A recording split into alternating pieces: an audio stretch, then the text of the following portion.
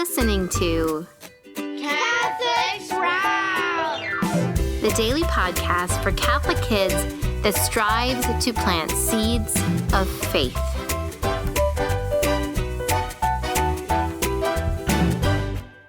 Hey there, Sprouts. Today is Thursday, April 3rd, 2025. This week on the Catholic Sprouts podcast, we have been talking about unity as we work our way through the ABCs of the Catholic faith.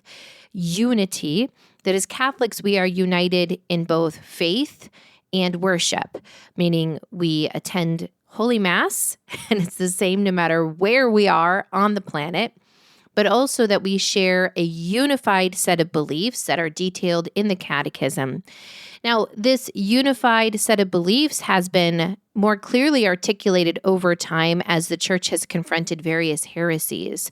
And these heresies are what we are talking about this week. So we have already spoke about Gnosticism, Arianism, and today we are going to move into more modern times in the 15 and 1600s, Protestantism.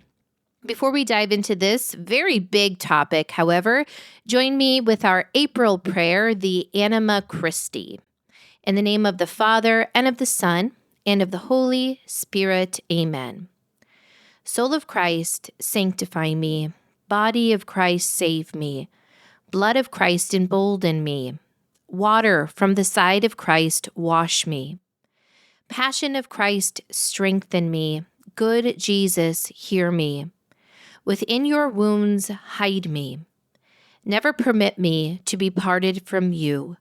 From the evil enemy, defend me. At the hour of my death, call me, and bid me come to you, that with your saints I may praise you for age upon age. Amen.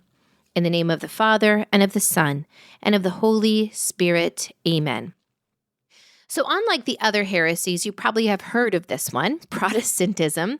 It is alive and well in the world. So a very, very quick summary of history. The church was one Christian church for 1,500 years. Now, there were many debates, many people that were doing things that weren't Christian or Catholic, and yet the church was one. The heresies would come up, they would be put down, truth was taught, and the church was held together. This changed in the 15 and 1600s. Men like Martin Luther in Germany, John Calvin in France, and then Switzerland, and others began to break away from the Catholic Church. They no longer cared to be part of this one unified church, especially one unified church under the Pope, and they began to create their own churches. Now, I know that many Protestant churches exist in the world today. You probably have friends and family members who are Protestant. Maybe you live near a Protestant church and have dear friends who practice Protestantism. I'm going to share with you why the belief that broke the church and created Protestantism is false, is a heresy. But I want to just emphasize the fact that the number one duty that we have as Christians is to love.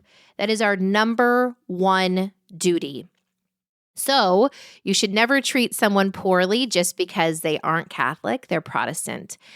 Yes, that's true. But then the other thing is that one of the ways that we love someone is that we share the truth with them and we refuse to let them just live in error. So I'm going to share this with you, and I just want you to carefully evaluate how you might share this with someone, how you might have to wait perhaps a while to find the right opportunity, but also how God really desires to bring all Christians into one church. Okay, enough talk. What is the heresy of Protestantism? Well, there's a couple of them, and there's many different flavors of Protestantism. But the number one issue that originally split the church, that comes from Martin Luther, is this idea that our faith is based on Scripture alone. Scripture alone. Now, if you think back to the podcast last week, we talked about tradition and how the church, given authority by Jesus Christ, and that authority passed down through the ages to the bishops, not only has sacred scripture, but also has divinely revealed tradition.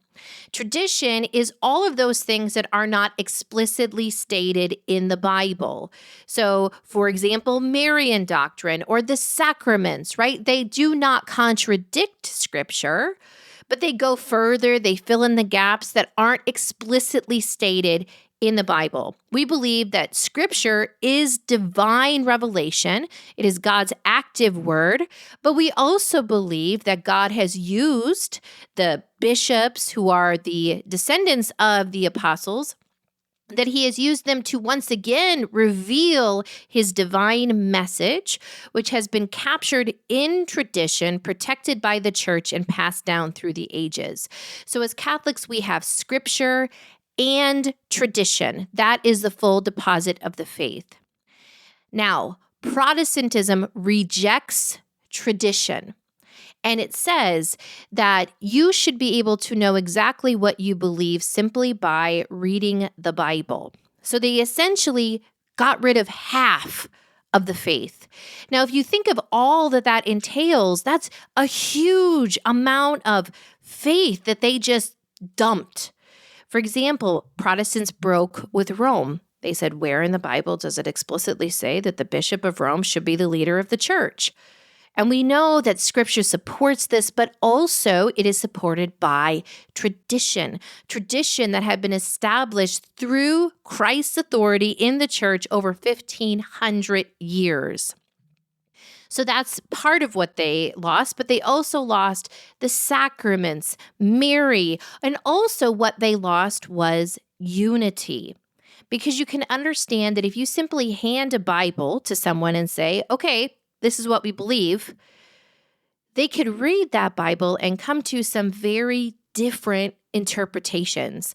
And this is why there are so many different Protestant churches. In fact, there are thousands. There are evangelicals, Methodists, Baptists, Presbyterians, on and on and on and on.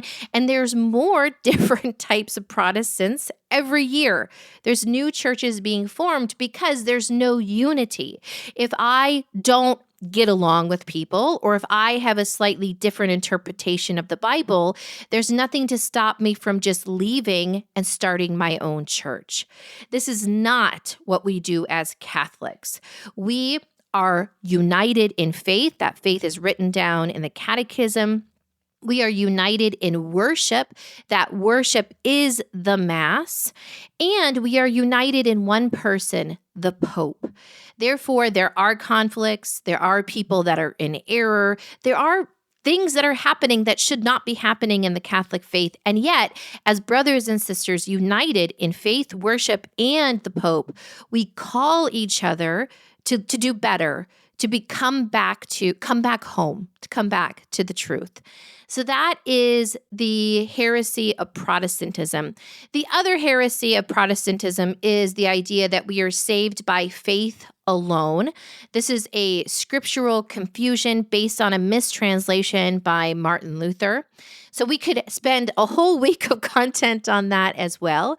But again, I just want to reiterate to you that we are called to love first, that we are called to act with charity and love to everyone, whether they are Catholic or not, but that we should also privately discern how we can share the truth with love to those that are in error.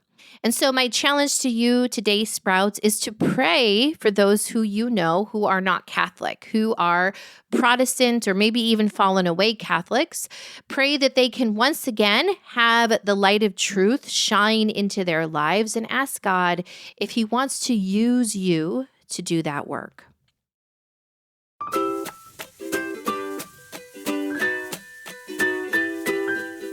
That's it for Catholic Sprouts today. We'll be back tomorrow, but until then, continue to grow in your faith and truly sprout into the beautiful creation that God created you to be. Welcome to April.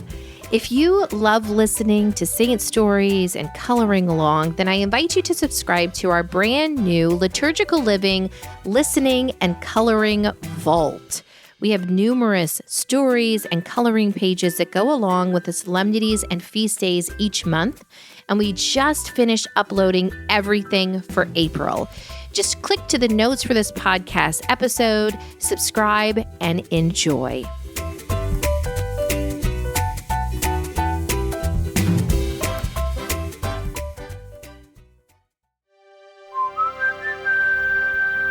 This podcast is part of the Spoke Street Network. For more great podcasts, visit spokestreet.com.